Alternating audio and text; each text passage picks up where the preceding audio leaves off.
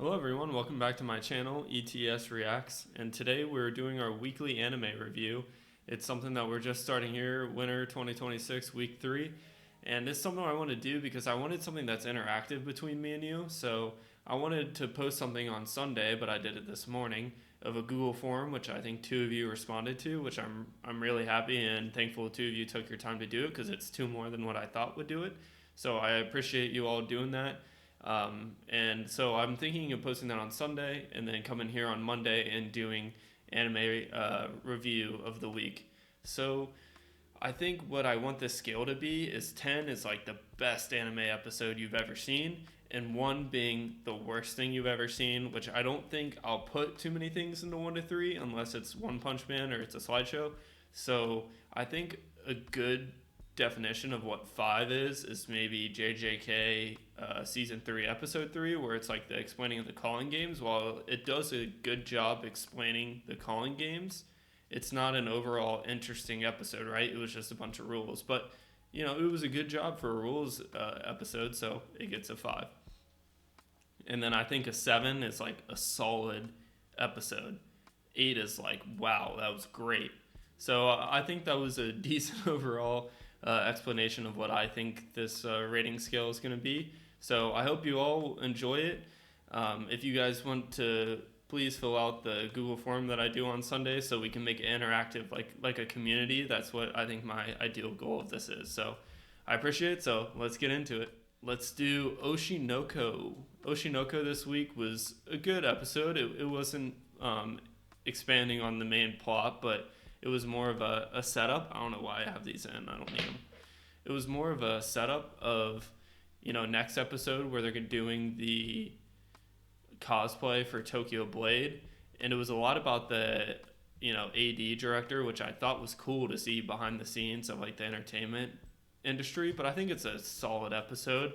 It explained it. It didn't really expand on the plot, but it did a good job of it, and it was entertaining to watch. So I'm giving it a 7. Since to be a hero. Man, I think that was a really good episode this week. Xylo and Teratita, right? You know, giving a definition of what the relationship is of, you know, Xylo wants to protect her. He wants to save her from, you know, not getting blighted by a demon lord.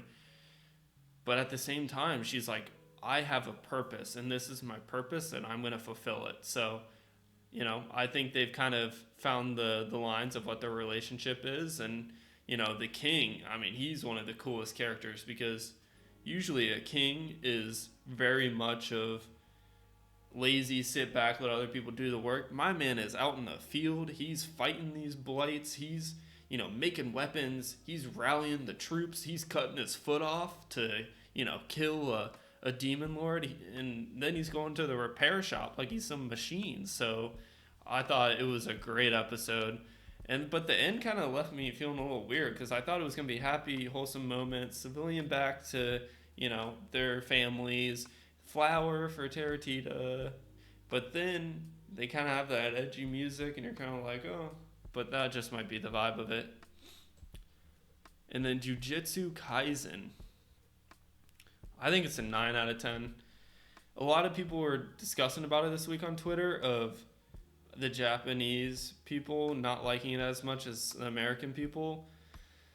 And to me, I think it just depends what the manga or light novel person wanted out of this. Because if Maki in the manga is supposed to be devastated and have a ton of sorrow, then I think the music choice is kind of crazy. The la la la la la la, and then like the western hit pull for the, you know, flashy Zenin and Maki. I think the music choice is a little crazy. If the attention of the manga wasn't for it to also be a little lighthearted in that moment. So I think the director should, you know, follow what the source material is, because to me, if that's Classroom of the Elite, and I don't want to spoil anything for season 4 coming out, but if it's, you know, season 2, Ayano Koji versus Ryuin, and in the background it's going la la la la la la, and when they're fighting, I'd be like, what the hell? This is not how this scene is supposed to go. So I'd be mad too.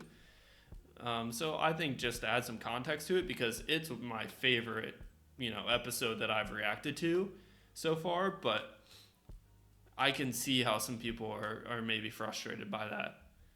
Then we'll get into Timon's B-side. I think it's the best performing show on my channel, and I really enjoy it too. This week, I think it's better than Oshi, but maybe not better than Sentenced to Be a Hero. I just think, Kino Shida is one of the best female leads in a romance that I can remember really liking for a while, because she knows what she wants, and man, she goes and gets it. But I think at the same time, she's at the point of she's trying to figure out if, her love is for her Oshi or if it's for Gloomy Hara, Garbage Hara, Hottie Hara, Tamon Kun. So I think she's kind of at this middle point of trying to figure out like what her love is, and it was kind of what the whole episode was about. I guess it was more of like heartbreak, because when you go to a festival, fireworks go up and then they fall and you feel heartbreak. Apparently that's what Tamon thinks a festival is about. But and then he was like stalking people. That was pretty funny too. Then obviously the biggest part of it was the girlfriend confession, but at the same time he says he's his girlfriend out of jealousy maybe a little bit, but then turns around and is like crying about being friends with her. So I think that was a little strange too. So I think they're just trying to both figure out like what their feelings are for this moment. And then they do all that study for heartbreak and they run on water. Crazy. Then you and I are polar opposites. I think this was the sneaky underrated episode of the week. I think it was amazing. Episodes 1 through 2 were really good because it broke all anime tropes, right? Like episode 1, confession, we're dating. Episode 2, I love you, 24 hours in. Then episode 3, I was like, I really wanted to get into this anime because it was a romance that had multiple relationships in it. And I thought that was one of the coolest things about it, because it had multiple relationships, opportunities you could explore. And I was excited to see those. And it expanded on it this time with Tarya and Azuma. Their relationship, well, they don't have a relationship with each other, but more their feelings, where Tarya has this like hierarchy mindset of you need to be on his level, and he thinks Suzuki's up here and he thinks Tani's on the floor. Like he wasn't even in his hierarchy.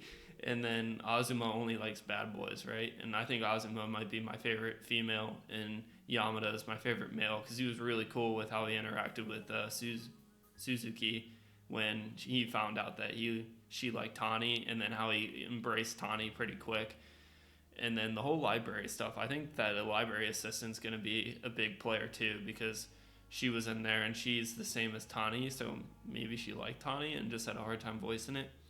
I don't know, but it was a really good episode, and that's why I think it's a 9, just below a 9. If JJK is a 9.2, then Polar Opposites is like an 8.8. So it was a really, really good week of anime. I thought about putting Classroom Lily in here, and if I did, it would probably be there, but I don't really need to go into it, other than if you want to check it out. I personally think it's my best reaction, because I add context that anime only people might not fully understand. But I can see how it only got 4 views, so it didn't get a crazy amount of views. But let's see what you all think today of the 2 responses, and I appreciate you two people. There's a lot of 9s and 10s here. Let's see if anyone else has still 2 responses. Oshinoko, 10 out of 10. Timon's B-side, 10 out of 10. Jujutsu Kaisen, 10 out of 10. Sentenced to Be a Hero, 9 out of 10. You and I are polar opposites, 10 out of 10. Clash from Elite, 9 out of 10. So you guys obviously really, this is what it looked like for all of you who are wanting to know. Not that it was anything crazy special, but you guys really love this week of anime. I thought it was a great week of anime. I thought we ate really well this week, and I appreciate everyone who filled it out. If you all could please like and subscribe and fill this out so that we could build an even bigger community together. And if you like my reactions, then I think it'd be it'd be really nice of you to subscribe or comment to let me know what you all think of this week too, and if you think I'm spot on with stuff, or to add context to Jujutsu Kaisen of the manga, or polar opposites of what you guys thought. So I really appreciate it, and hope you all enjoyed the weekly anime, and let me know if you think there's any other way that we could get you guys more involved in this. So anyway, thanks. See you next time.